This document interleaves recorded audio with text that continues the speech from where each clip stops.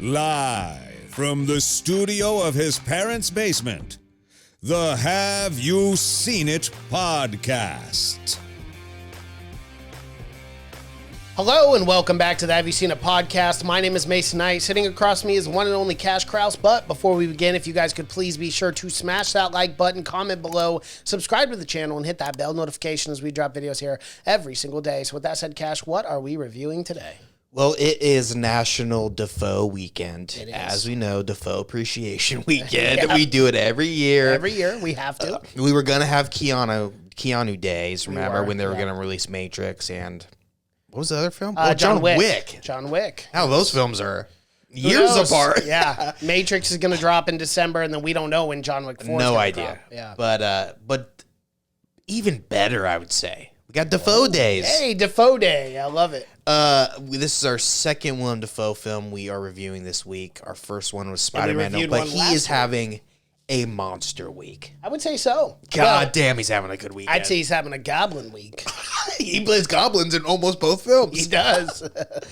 But we are doing, I mean, it's a celebration of film whenever we get to do a Guillermo del Toro film. Last time we were here 2 years ago for Shape of Water. Yep. Around this time, right around December too. Yeah. It was.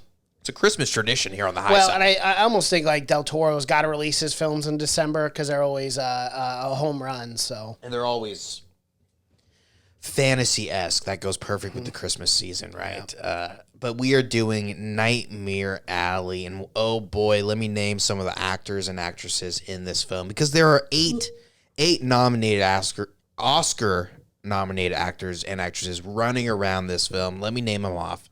You might have heard of some of them, Mason. I don't know. maybe, I don't know. Not too much of a film guy. So. I know. You're not. You hate it, actually. I do. Not your favorite medium. Oh.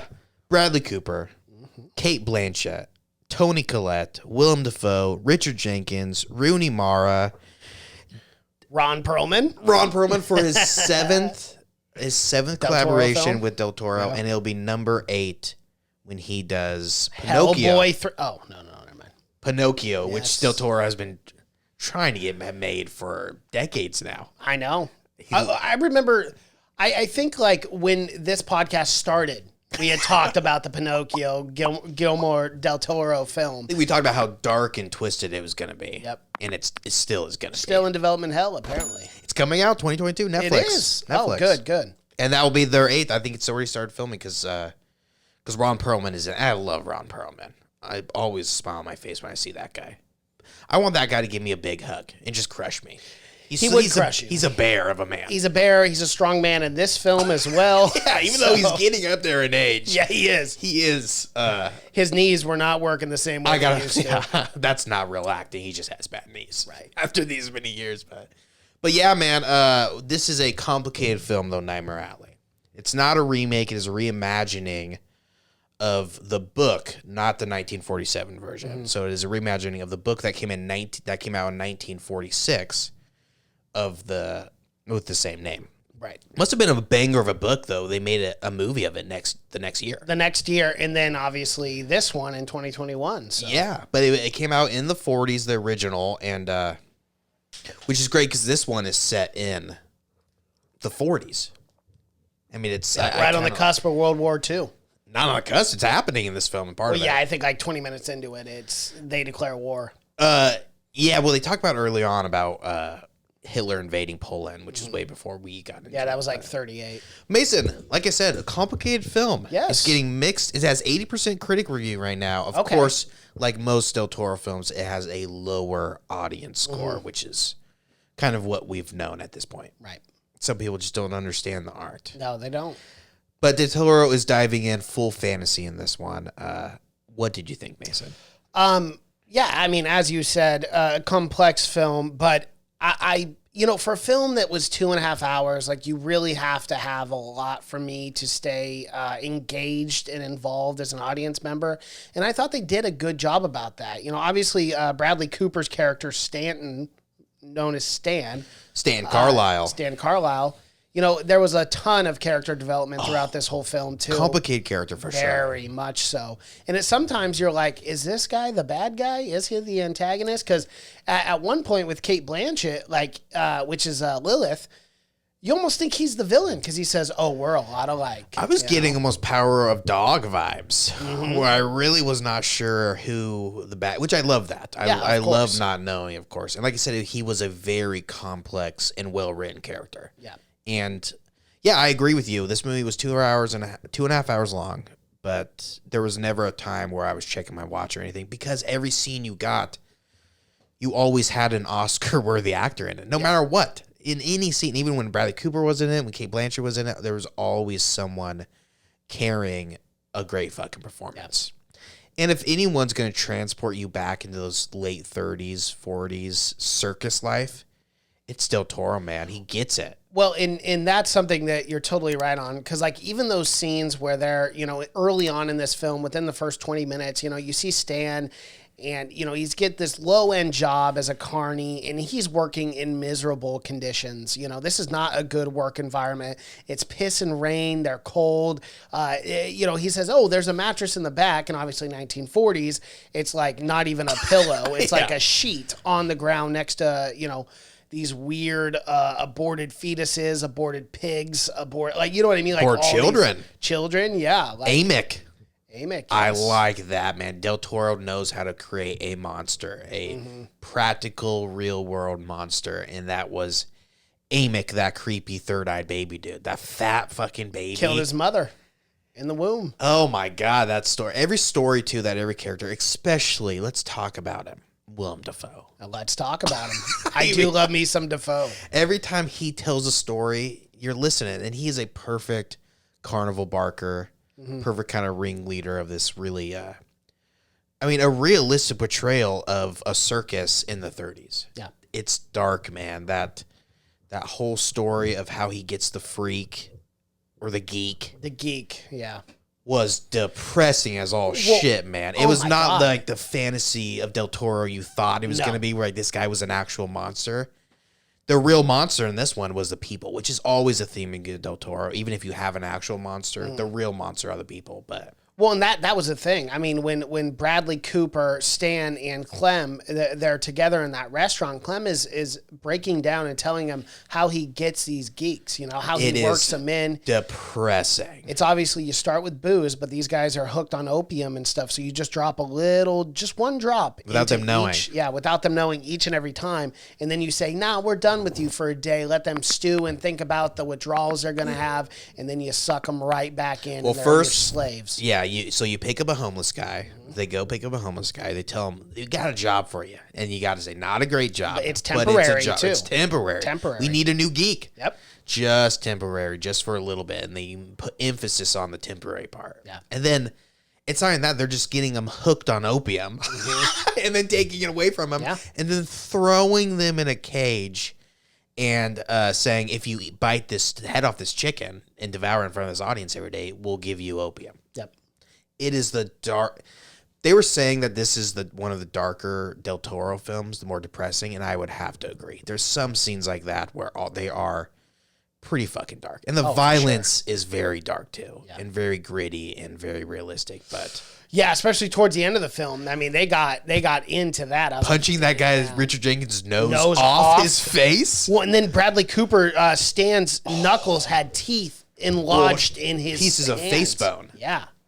Fractured. That was fucking. And then running that guy over too. And then what I loved about the details of that, and it sounds grotesque, but it was very realistic. He hits him with the car, and you can see even his arm is like all broken. Snaps. It snaps in half. Like, because you run someone over with one of those cars. Especially a fucking Studebaker. Yes. Those things were like tanks. And lowriders, too, all made of steel. He rolled a little bit. That American steel, you know what I'm saying?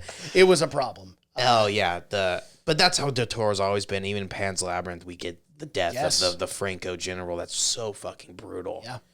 He knows it, man. And practical effects, too. He knows when to do practical and when to insert CGI. But the set design, it kind of shocked me because I thought the whole thing would be taking place in a circus. And it really is like two separate acts. Yeah. The first half of the film is in a circus, and the second half doesn't come back. Clairvoyant show or whatever it is. Which was just as great because wherever they were, 1930s, 40s Chicago, the neoliberalism, it looks very cool. her Kate Blanchett's office was fucking awesome. That set design was so sick, dude. It gave me some Edgar Hoover vibes. So with all the mics and stuff, I was like, ooh, I don't know about this. Yeah, and like the contemporary weird art and the sliding doors and everything. Del Toro lives in that fucking era. That's the era he prefers for sure. But the circus, like you said, man, the circus was so run down, but it also had this kind of warmth, coziness to it. The set design was amazing. If anything, they'll get an Oscar for that. Or oh yeah, for sure. Well, and not just that, but we'll even talk on the cinematography side of things. I really thought the shots were breathtaking, especially even the close-ups. You know, like Toni Collette's character stands up, and you see like this half face that's like gone in a shadow, and then the other side is like bright with that glistening from the ball. Yeah, like it looked really, really good, man. Toni Collette was awesome. I like the wide shots too, especially that opening of him burning down his own house and him walking away from the house and getting that kind of widespread landscape with because it's like middle America, like where all this is taking place most of the time until they get to the city. But it's like it's all farmland and shit like that out in the middle of nowhere, and we get those long landscape shots.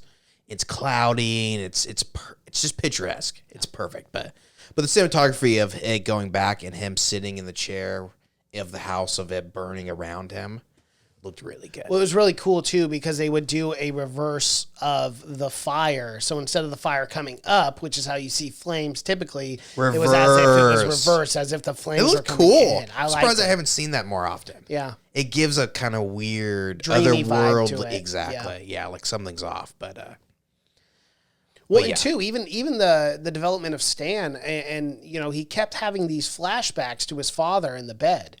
It was all father, man. Everything with him was father. Mm-hmm. But we didn't get the full context to what traumatic happened or what happened in that house.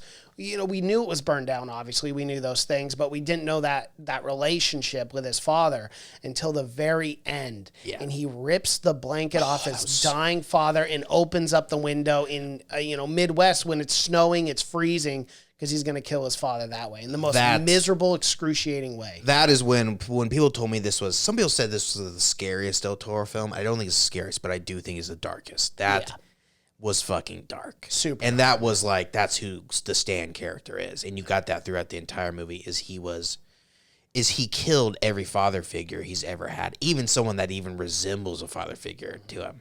And we did get the instance of why he hated him so much in that little bit of the session between him and Kate Blanchett's character, which I wish we had more of those. Those were good. They were good. When she like slowly would stroke his face or whatever, as if he's hypnotizing. Yes, exactly.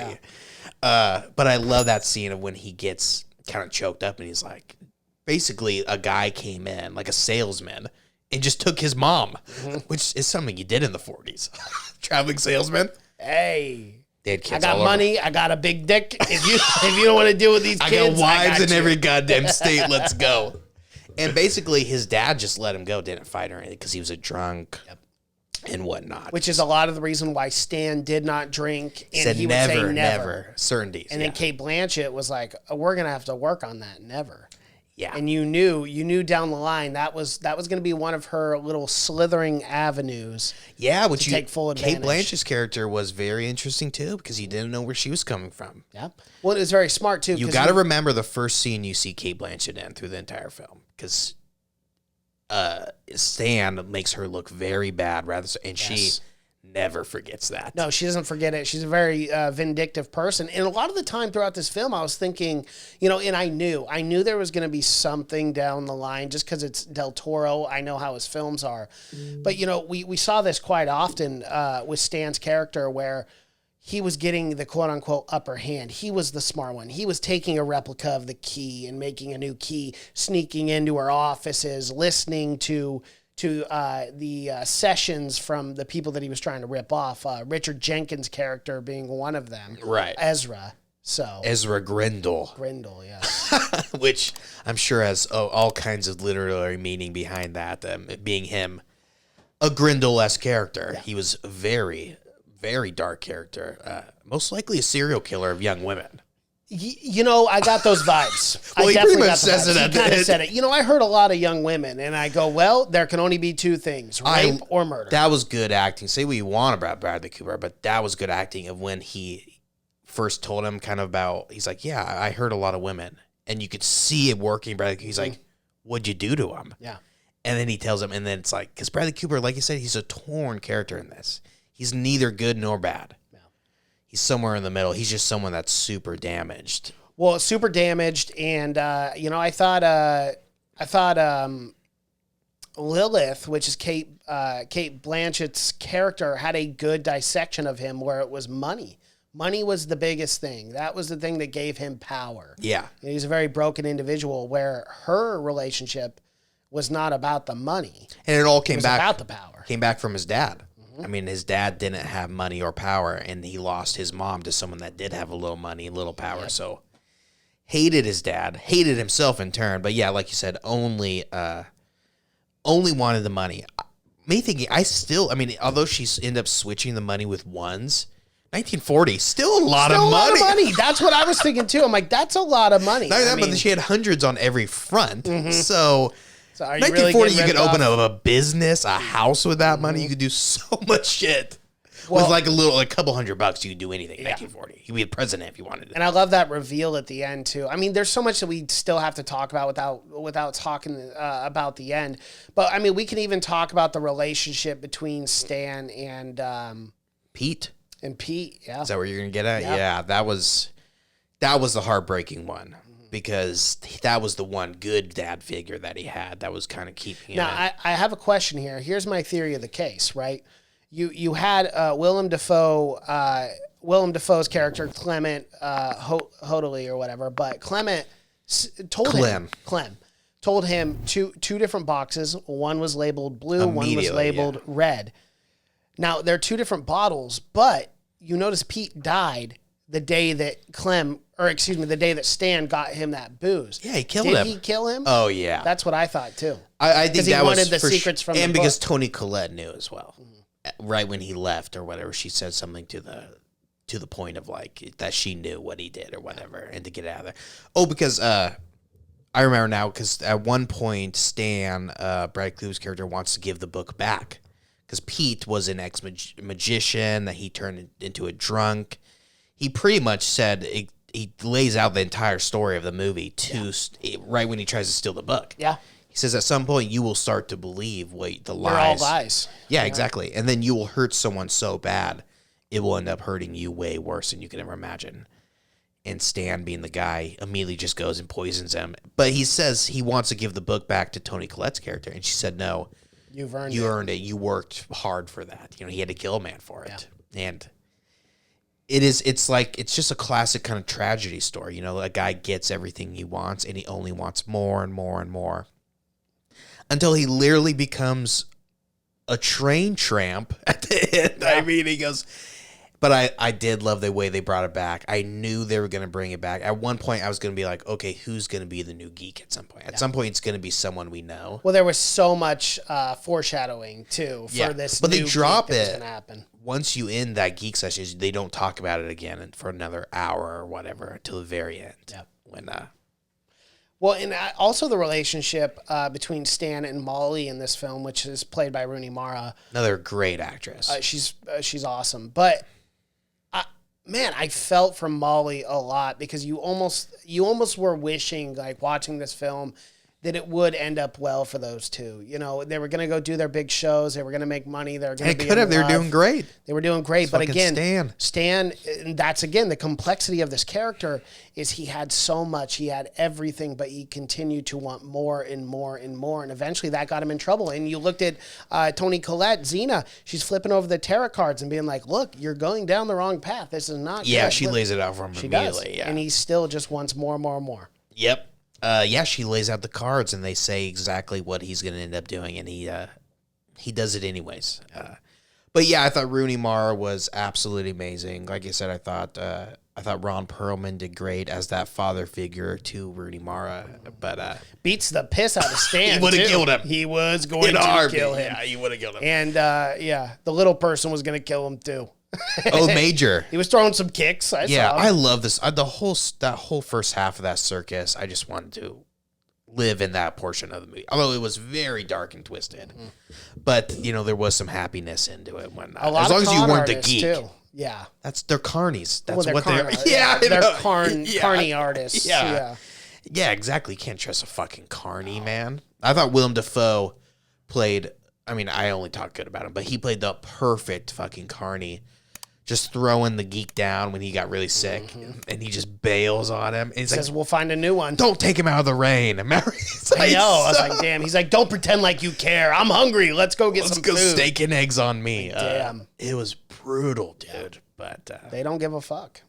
Yeah, and again, though, that whole Clem character of in him having all the fetuses or whatever, and didn't he refer to them as like his children? Yeah, he loved him. He said he loved every one of them. And he's like, except for that one. And it turns around, he's like, the eye follows you everywhere it goes. So creepy. That's such a creepy little aborted, or not aborted fetus, but a fetus. That one died. Most of them did die, but he said that was the one that lived out of the womb for a couple days. The mom, yeah. Well, in birth, it killed the mom, but he said it just crawled around for 2 days. How fucking scary is that? Seeing a third eye on some little baby. Not only that, but the baby is completely out of it. But that eye follows you around everywhere it goes. That giant Cyclops-esque eye, which is weird. I know. I'm sure there's some kind of symbolism. Oh, for sure. It's a third eye. To me, I kind of feel like the Amick thing was bringing the bad fucking what's going Juju, on. Yeah. It kept being like they kept making a point like every time to go back to go back to that. Yeah. When I even like the quote unquote depths of hell that Stan walked through to find this this geek initially, this is early on in the film, but I love again the cinematography, the set design was so fucking cool for walking into the gates of hell. God. It looked sinner, and then it like opened up the fun mouse. house. Yeah, the fun house. Yeah, it would open up the devil's mouth, and then it would be a human skeleton in the back. Yeah, and everything was cool. so creaky and wet, and nothing looked new, but nothing looked like it was made to look old either. It looked like they fucking went back to 1939 or whatever, and with a color camera somehow shot it like exactly how I would. It's just the set design are amazing, and to think that they just destroy those sets after every fucking movie. It's devastating. Some guy spends 2 years of his life building those. He does research into what circuses look like. He does everything. The costume, they go and they find what people were wearing at the time. Then they destroy all that shit. All of it. It's all gone. It's all in some recycling bin. The costumes might be recycled for another period piece or something, but those set designs are just, they rarely reuse those anymore. No, they don't. No, not unless you're on a studio lot like Universal. There's a term for it, but they have essentially a tear down day where they just destroy everything. Yeah. It's heartbreaking. When we filmed Green Room, all the exterior shots were on this location deep in the Oregon forest.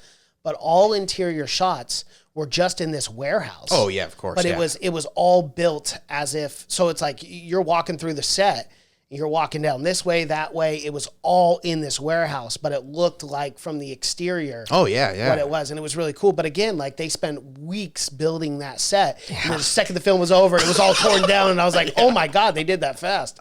But yeah, you're right. They do not recycle sets. It's just build it, and then it's done, and then they just tear everything down, and I don't know, just throw it away or something. Burn it. They usually burn them, which it sucks, especially for these ones when they look so damn good, man. You want someone to take that funhouse set home and stuff, and some rich guy. Guillermo del Toro, he has a whole separate house just for props. Yeah. He lives in Beverly Hills. He has cars and stuff too, doesn't he? I don't know, but he has. Or maybe that's Quentin Tarantino. Yeah. Quentin Tarantino might have old cars from it, but Guillermo del Toro, he lives in Beverly Hills, and right across the street, he's got another house, just a plain house. It only has props in it. Props from The Exorcist, and it's the creepiest out there. I've seen him do a tour. Yeah. But if anyone's gonna bring a set piece home, I'm sure it's tough for him to separate himself from those. Yeah, I can imagine. But yeah, it's a tragedy. It's not. It doesn't have that very happy kind of happy vibes that Shape of Water had. Mm-hmm. Shape of Water was very depressing, but it had a really good ending. Had a silver lining. Yeah. No silver lining in this one.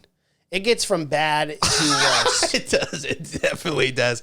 But this is the thing is you're rooting against this character most of the time. You don't want him to succeed because he doesn't deserve it. No. Well, and even him, you know, and obviously, again, to go back to Pete and what he said, like, you're going to hurt people by doing this.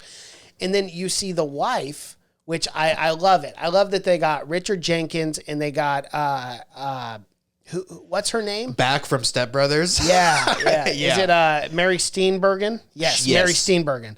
Very small role in this. But a great role. It's for funny her. that I feel like him and, well, Richard Jenkins was also in Shape of Water. Yes. Yep. But I feel like Mary Steenburgen and Richard Jenkins do films together quite often. Yeah.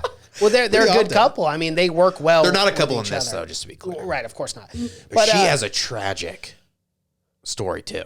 In real life? No, in the film. Oh, in the film. Yeah, so absolutely. Her son, Murder-suicide. so her son dies in, I'm assuming, because this is World War I, because we're up to World War II now, and they're really they missing... were old at this point. Yeah. And they were really missing their son, and, you know, after the whole clairvoyant thing where she's speaking and says, oh, up there, you're going to come soon, you know? It's exactly what Pete told him. Yeah.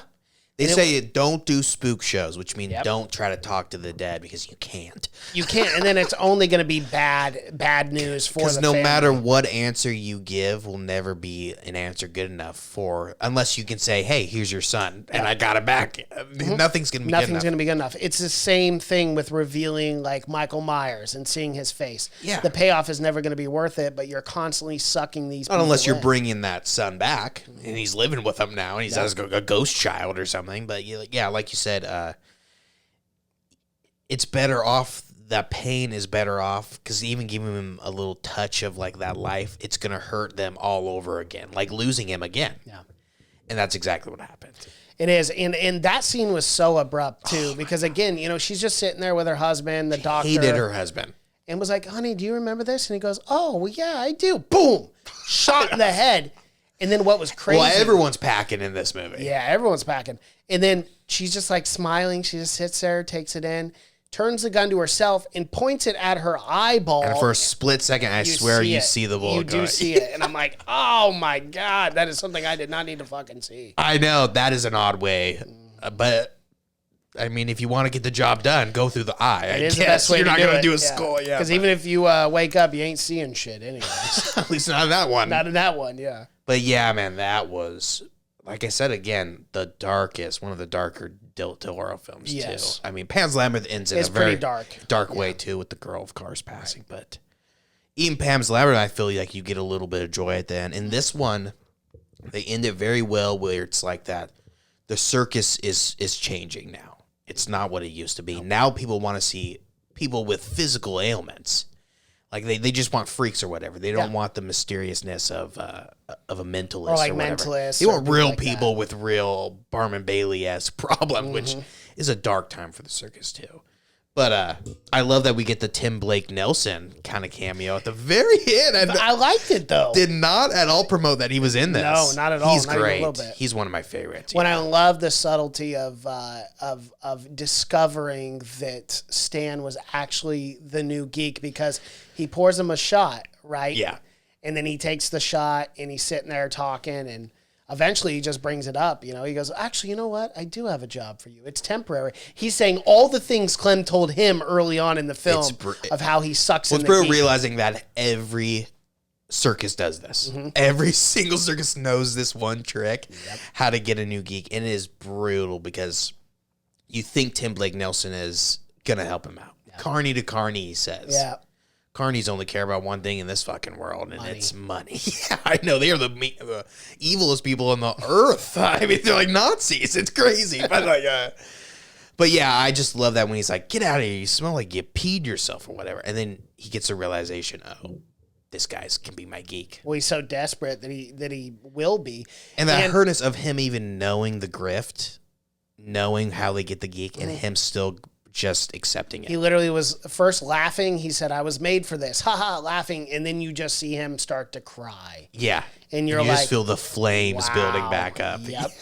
Yeah. And it's crazy that he was able to accept that and lean into that, you know, knowing what his path was, what his future path was laid out for him. But. Well, knowing what he had done, I felt like he felt there was no coming back from that. I mean, brutal. Double murder, his wife Molly. Triple murder it could be with the Pete thing. Very true. And who knows? I feel like if he can murder that guy so easily, I feel like it could have been more. Would we call that a serial killer or a three-peat? Oh, that's very difficult. I know. You know you're not supposed to ask me these goddamn questions. I take them too serious. I know. He would be a serial killer. Yeah, he killed multiple people in separate times, and he had a cool-off period, and he did it it wasn't manslaughter. He thought about it. Yeah. So, I mean, he definitely predetermined the whole Pete thing. Absolutely did. Yeah. For Pete, yes, but for Richard Jenkins, it was for a spur Ezra, of the yeah, that one was more like that one I didn't feel bad about. No, because you knew And Ezra I was didn't feel man. bad about him killing the other guy too, because that guy, you got the sense that he knew what Ezra has been doing, killing girls, and he also knew that Stan was full of shit.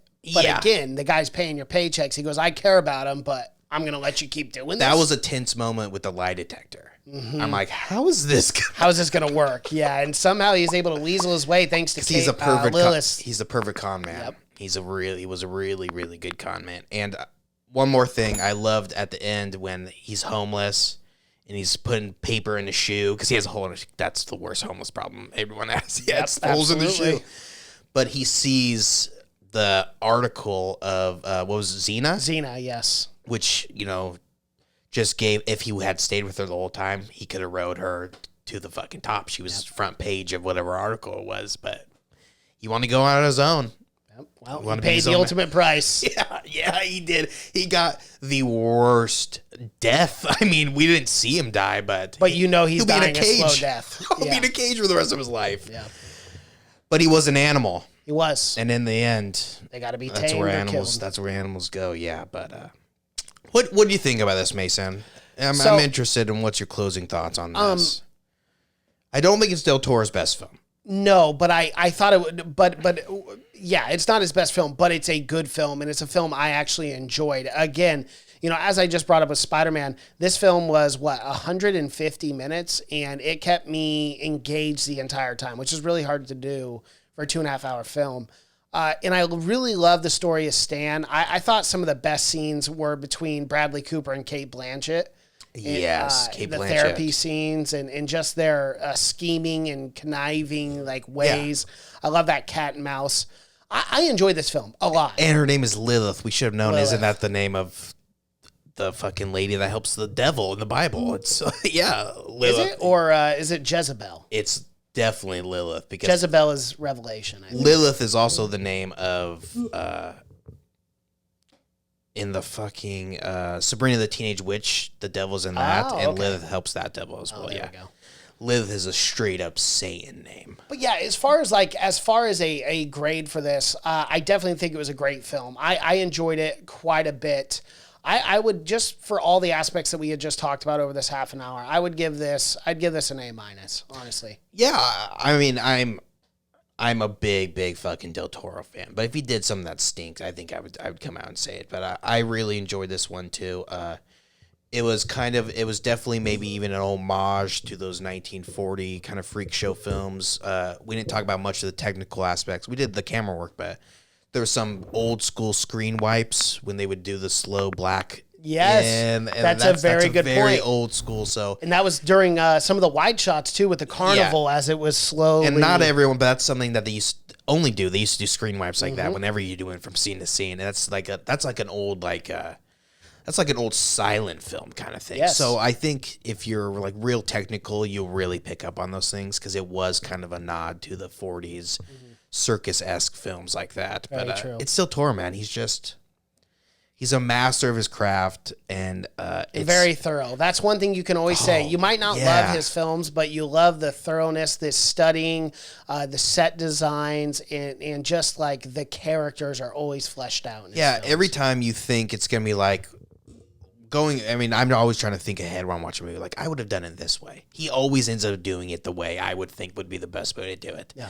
You know, it might not be for everyone. It's probably not a Spider-Man No Way From Home that everyone can go enjoy. But again, if you like good film and you like masters of the craft, then you'll like this film because Del Toro. And it's a shame because it's so difficult for him to get funding for films that he wants to do. And he is my top 5 directors of all time. I mean, of current directors for sure. He's just so good, but he doesn't do enough films. No, so the hard next for him. film is obviously the Pinocchio film, but no film slated after that. But that film's set to release on Netflix, as we talked about earlier. That's the thing sucked about watching this too. I knew this film is not going to make money. No, of course. Being released during this time, it's just, unfortunately, it's not going to make very much money. Yeah, and it did not. The budget for this was $60 million, and it has only made $3 million at the box office. Yeah. It's just pretty rough. But it's a bad weekend to release this film. The same one with Spider-Man. You got to do it, though, in this kind of 2021 when we have so many films backed up right now, and you got to do it because you got to release it for Oscar contention. Yeah. You got to do it now, and unfortunately, you don't want to release on the weekend of Spider-Man No Way From Home. No. It was a bad weekend for them. It sucks because this movie is going to go on, and it's going to be called a flop, just like The Last Duel is one of the biggest flops of all time. And it's a great film. It's a great fucking film. But I know, we'll have to review fortunately for that. Nightmare Alley was advertised quite a bit. Yeah, it was. They were pushing it. Well, it was advertised long ago, too. I remember Yeah. seeing trailers 5 or 6 months ago, so. It makes me sad. Yeah. But I enjoyed it, and I would say go and see it if you got the chance. Alrighty. Well, that is our review for Nightmare Alley. If you guys like what you've seen here, please be sure to smash that like button, comment below, subscribe to the channel, and hit that bell notification as we drop videos here every single day. Thank you so much for watching and listening. My name is Mason Knight. That is Cash Krause, and until next time. Bye.